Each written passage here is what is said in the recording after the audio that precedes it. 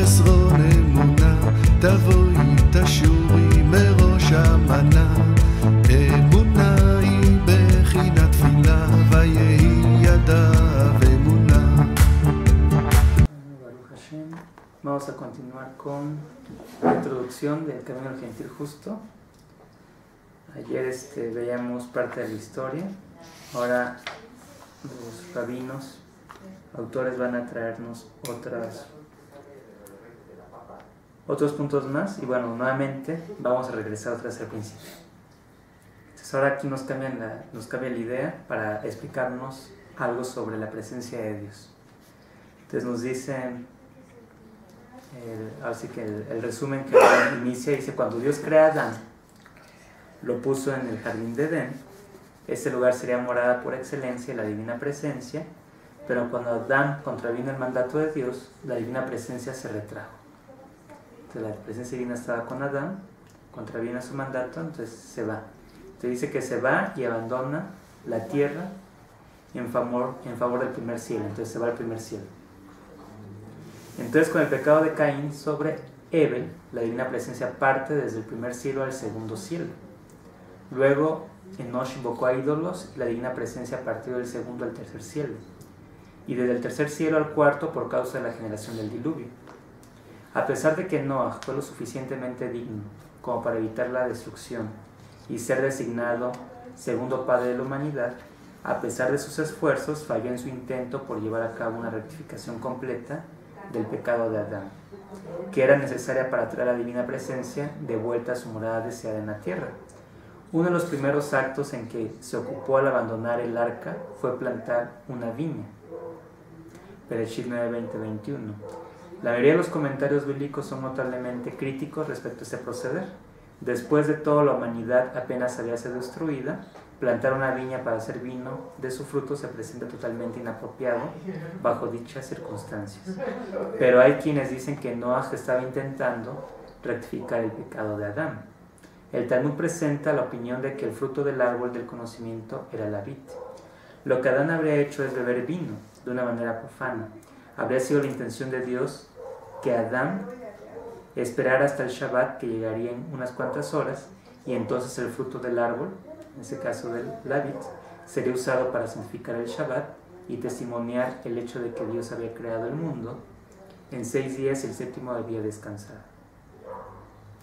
Se argumenta que Noah conocía ese profundo significado de la transgresión de Adán, que plantando una viña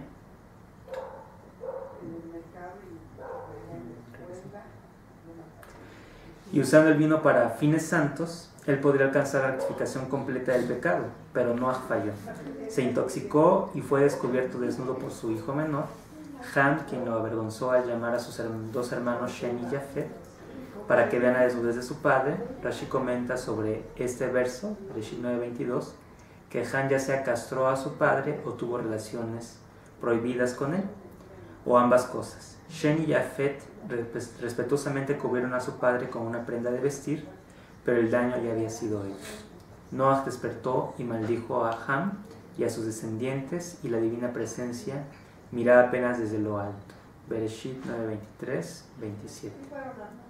Las 7 leyes de los hijos de Noah permanecieron desatendidas por todos, como antes del diluvio, excepto por unos pocos. Notablemente Shem, hijo de Noah, y su nieto Eber establecieron casas de estudio con el propósito de entender y cumplir con las 7 leyes.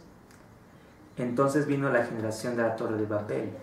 Esta fue una generación de científicos brillantes, no solo que aprendieron a manipular muchas de las fuerzas de la naturaleza, por ejemplo el control del clima, sino que razonaron en su sabiduría científica que la Tierra no tenía un creador, o que al menos sí tuvo un creador, pero ellos eran iguales a él, y construyeron una torre hacia el cielo para retar la autoridad de Dios. Bereshit 11:4. Científicamente concluyeron que, puesto que el diluvio vivenciado por Noah ocurrió en el año 1656 después de la creación, eso significaba que cada 1656 años los cielos se remecerían, las profundidades se abrirían y la lluvia buscaría destruir la tierra. Y la Biblia enseña: y descendió Dios para ver la ciudad y la torre que edificaron los hijos del hombre. Bereshit 11:5. Esto fue ya desde el 5.º cielo. Entonces ahí vemos que parte la presencia divina hasta el quinto siglo. Dios tomó medidas para frenar a sus hijos errantes al confundir sus lenguas y dispersarlos a tierras distantes. Originalmente toda la humanidad hablaba una misma lengua. Hebreo era el idioma de la escritura, pero ahora la humanidad había perdido este mérito y desde entonces, para comunicarse los hombres recurrían a alguno de los 70 idiomas originales del mundo. En la página, ahí está este escrito, entonces ahí mismo también está una genealogía, y ahí está en la genealogía las 70 naciones primordiales, que de alguna manera van a representar cada una de estas lenguas. Entonces ahí, cuando tengan la oportunidad, ahí se meten en la página. Nimrod fue llamado un poderoso cazador delante del Señor. Bereshit 19. Entonces, bueno, para esto pues vemos que posiblemente cuando se da esto era el tiempo en que el rey Nimrod estaba ahora sí que en el mando.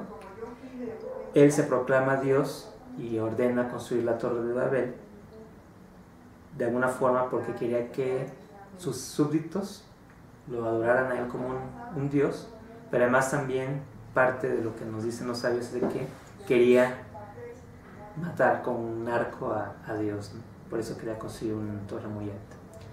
Entonces, bueno, Rashi comenta que la frase un poderoso cazador, que se le atribuye a Nimrod, quiere decir que capturaba las mentes de los hombres con su boca y los guiaba hacia la rebeldía contra Dios.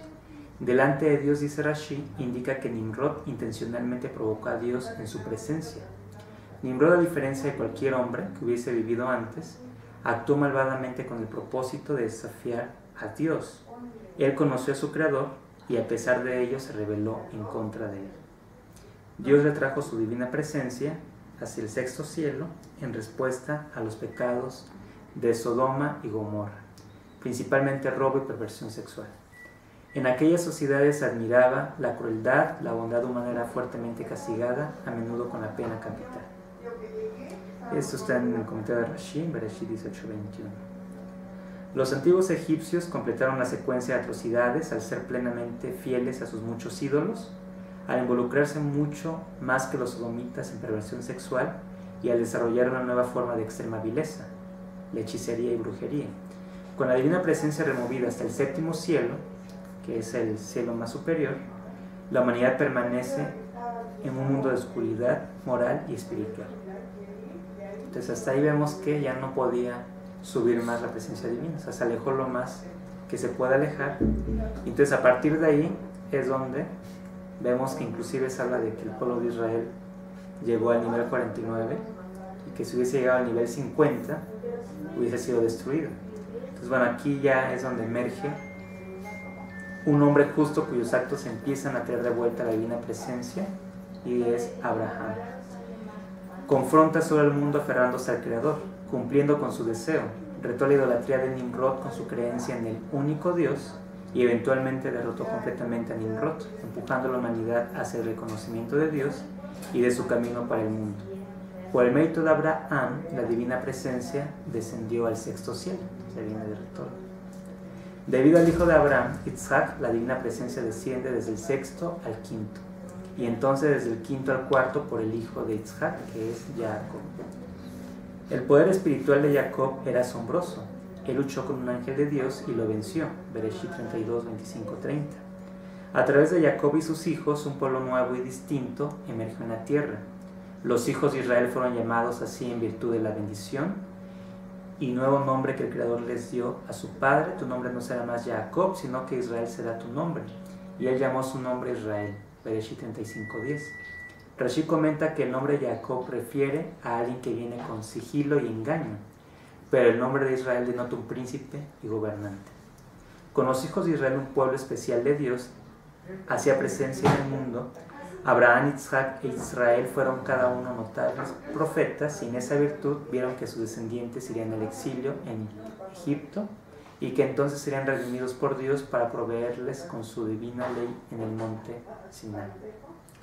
Los patriarcas cumplieron a cabalidad con los 7 mandamientos de los hijos de Noaj y por medio de su don profético vieron lo que la revelación de Sinai traería y obedecieron también aquellas leyes a pesar de que no habían recibido mandato respecto a ellas. Cuando Dios bendijo a Isaac fue porque Abraham escuchó mi voz y guardó mi encargo. mis mandamientos, mis estatutos y mis leyes. Bereshit 26:5. Rashi comenta que encargo refiere a los preceptos de la Torá que aún no habían sido ordenados, incluyendo prohibiciones rabínicas en lo concerniente al Shabbat, mientras que mandamientos refiere a asuntos como robo y asesinato, dos de los mandamientos no ajidas. De hecho, hubo instancias en que emergieron controversias a propósito de los dos códigos legales. La disensión inicial entre Yosef y sus hermanos tenía que ver con la diferencia entre las normas alimenticias del código mosaico y el mandamiento no ajida, que prohíbe comer carne o el miembro de un animal vivo. La ley mosaica permite a un judío comer carne de un animal que ha sido faenado conforme al ritual prescrito, aun si los miembros del animal exhiben algún movimiento. La ley no ajida no requiere un faenamiento ritual, pero prohíbe a los no ajidas comer la carne de un animal hasta que haya cesado todo rastro de movimiento. Los hermanos tuvieron una acalorada discusión respecto a ese punto. Los hijos de Lea argumentaban que ellos, por cumplir con el precepto mosaico, estaban exentos de la prohibición ajida. Para probarlo, faenaron un animal conforme al precepto mosaico y comieron de su carne antes de que los miembros del animal dejaran de moverse. Joseph sintió que ellos habían cometido un error de juicio y llevó el asunto a su padre. Entonces los hermanos de Joseph lo vendieron como esclavo, pero Joseph tuvo a Dios con él y emergió para convertirse en el segundo al mando de Egipto, prácticamente un rey paralelo a Faraón. Para el tiempo en que había perdonado a sus hermanos por lo que le habían hecho, la divina presencia había descendido desde el cuarto cielo al tercero por el mérito de Leví, el tercer hijo de Jacob.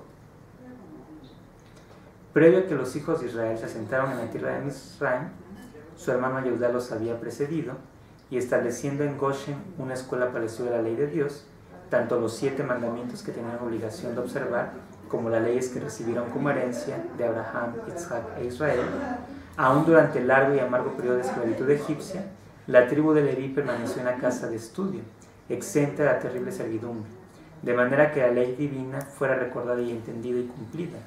Y debido a la rectitud del hijo de Leví, Kehot, la divina presencia descendió del tercer cielo al segundo. Ante el decreto de Faraón sobre la muerte para los hijos varones que nacieran en el pueblo de Israel, Amram, un levita líder de la generación, se divorció de su esposa, Jochebed. Su idea era no traer a la vida más infantes israelitas, para evitar que sean asesinados. Amram como líder sabía que su acción sería emulada por su pueblo, que es precisamente lo que sucedió.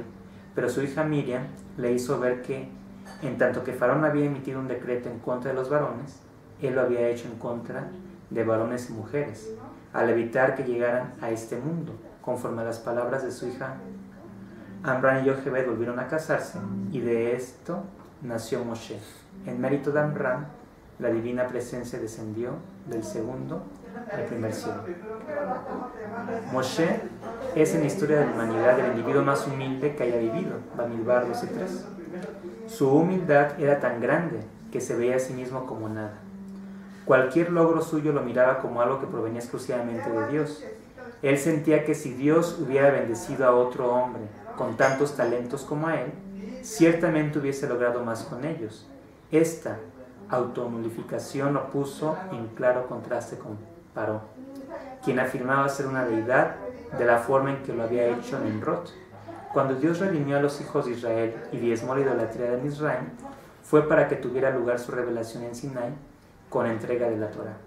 50 días después de que los hijos de Israel dejaran Misraim, Moshe ascendió al monte Sinai y a plena vista de 600,000 varones judíos y al menos 1.400.000 mujeres y niños, el Señor Dios de Israel descendió a la tierra desde su bóveda celestial, Shemot 24:10, y dijo: Yo soy el Señor tu Dios, quien te sacó de la tierra de Misraim, de casa de esclavitud. Dios había partido desde el jardín de Edén y ahora había retornado allí, en el monte Sinai, para entregar la Torá. Fue una revelación divina de proporciones que la mente humana es incapaz siquiera de comprender. Todos los ciegos, sordos y cojos fueron milagrosamente sanados. Todas las almas justas que en algún momento hubieran nacido fueron llamadas por el Señor Dios para que fueran testigos de su divina presencia. Ese fue el sello de Dios, su verdad. Mediante la entrega de la Torá, el Dios de Israel ungió a los descendientes de Abraham, Isaac y Jacob como su pueblo elegido, ordenándoles que cumplieran con los 613 preceptos de la Torá. Además, les ordenó a los justos de las otras naciones del mundo que guardaran los 7 mandamientos de los hijos de Noaj, y encomendó a Moshe y a su pueblo que enseñaran a las naciones cómo observar tales mandamientos. Este fue tanto el establecimiento de un nuevo pacto, así como el fortalecimiento del antiguo. Los códigos mosaicos y noajida fueron atados permanentemente uno al otro. Los hijos de Noaj, los gentiles justos, recibieron la orden de cumplir a cabalidad los 7 mandamientos debido a que estos fueron entregados en el monte Sinai y no debido a que en su momento le fueron entregados a Noaj. Y los hijos de Israel recibieron la obligación de enseñar los 7 mandamientos a los gentiles justos. Cuando Moshe ascendió al monte Sinai para encontrarse con Dios, cielo y tierra estaban conectados de manera única. Dios tomó de su santidad y la trajo a la tierra por primera vez en la creación. Los objetos físicos podían ser irradiados con este nivel de santidad, los rollos de Torá y otros escritos, los sacrificios y otros artículos de uso en el tabernáculo, y los mismísimos hijos de Israel irradiaban santidad delante del Señor. Esto es, se manifestaban separados y distintos del resto de la creación, con una santidad que es exclusiva para el servicio a Dios. Shemot 19:6.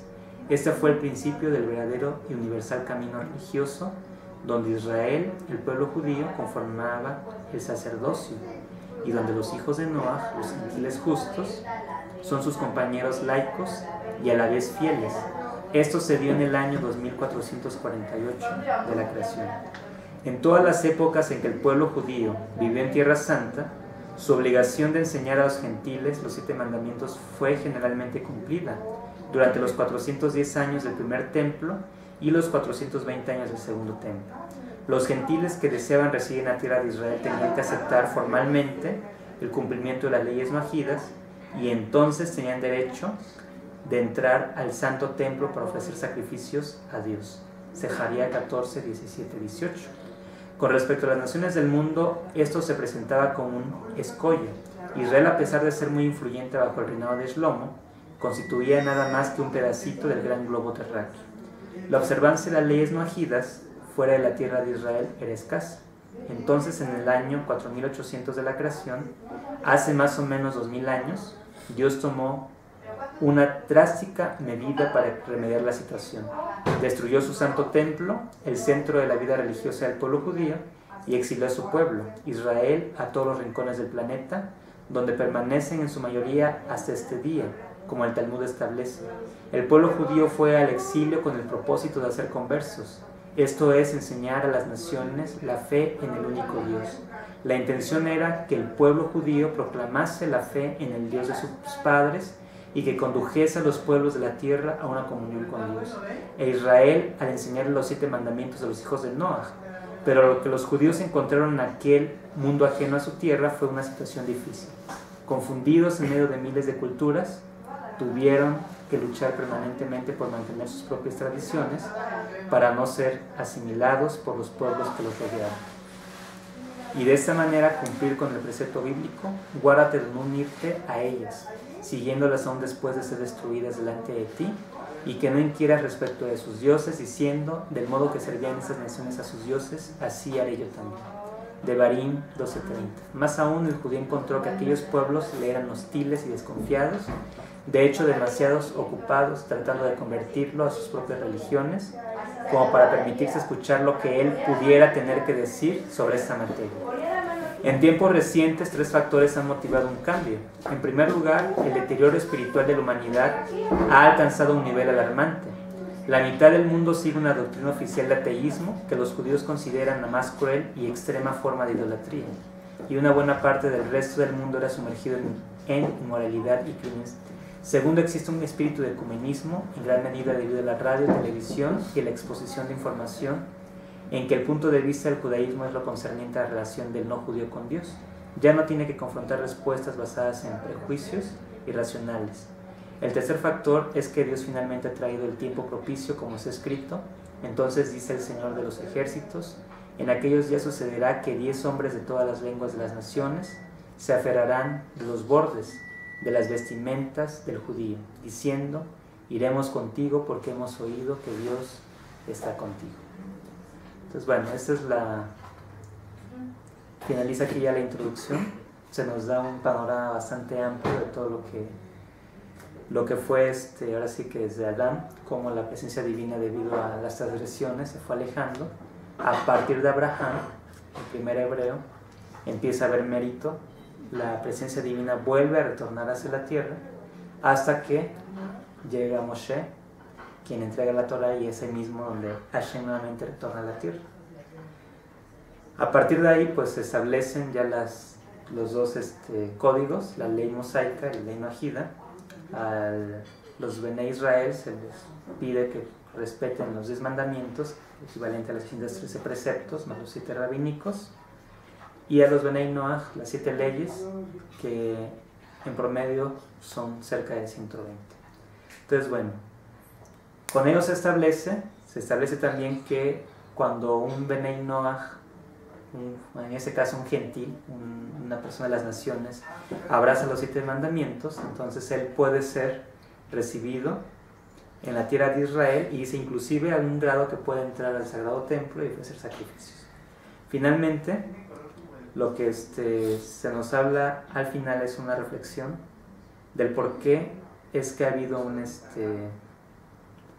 hoy un movimiento que es el noajismo y no se dio antes. Bueno, ya las 3 causas que se mencionaron, una de ellas es de que el crecimiento del ateísmo es tal que realmente la gente ya no cree. Antes tenían quizá una fe, como mencionabas en la clase anterior, una creencia, una fe que quizás se basaba en tradición, pero de alguna manera ahorita ya como ha habido esa apertura, ese despertar, ya se empiezan a cuestionar las cosas, y entonces a partir de ello surge un ateísmo porque se dan cuenta que los dioses que creían no existen, ¿no? Entonces a partir de ahí entra la parte de la ciencia que también mencionabas, a través de la televisión, de una serie del internet inclusive, se dan a conocer gran parte de todos los desarrollos, y esto hace que crezca de alguna forma cierto secularismo que va a ir en contra de lo que Hashem pide. Finalmente, el tercer punto es que en ese tiempo precisamente se da cuenta el hombre que hay un vacío en él, porque así tenga todo el dinero, todas las cosas que él desea, sigue sintiendo ese vacío. Entonces finalmente a partir de ahí se despierta esa necesidad por querer conocer más allá. Entonces aquí es donde ahorita estamos despertando y estamos viendo que el pueblo judío desde el principio de los tiempos pues tenía esta misión, y ahorita es como dice el Rebbe de Lubavitch, de memoria, dijo en su momento que era el tiempo en que había que enseñar las 7 leyes. De hecho, por ahí de los 90s fue cuando él inicia de alguna forma parte de este movimiento. Se le unen otras comunidades más, y vemos que la comunidad de Estados Unidos hay muchas comunidades noajidas muy fuertes que inclusive ya están evolucionando a un punto ya más avanzado, como lo que fue Abraham, ¿no? Algo más elevado que un simple Bnei Noach, ¿no? Entonces, bueno, así a grandes rasgos de la introducción con la idea de לא מבין כלום, רק מאמין שהכל לטובה. לא מבין כלום, לא מבין כלום, רק מאמין שהכל לטובה. תודה רבה לך השם יתברך על האמונה שאתה נותן לי. תודה רבה לך השם יתברך על האמונה שאתה נותן לי.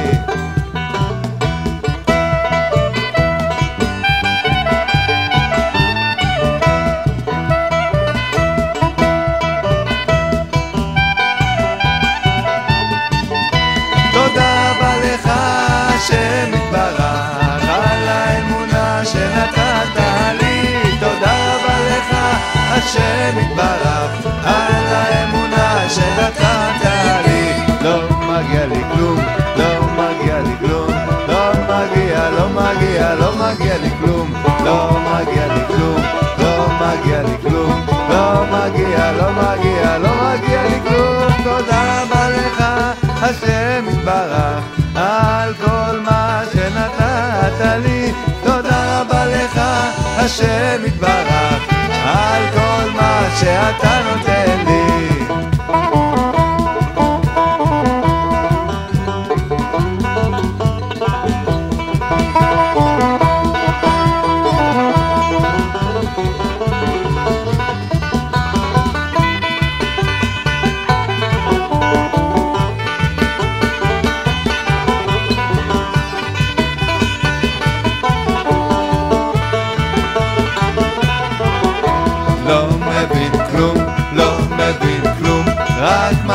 רק מאמין שהכל לטובה, לא מבין כלום, לא מבין כלום, רק מאמין שהכל לטובה. תודה רבה לך השם יתברך על האמונה שאתה נותן לי. תודה רבה לך השם יתברך על האמונה שאתה נותן לי. לא מבין כלום, לא מבין כלום, רק מאמין שהכל לטובה.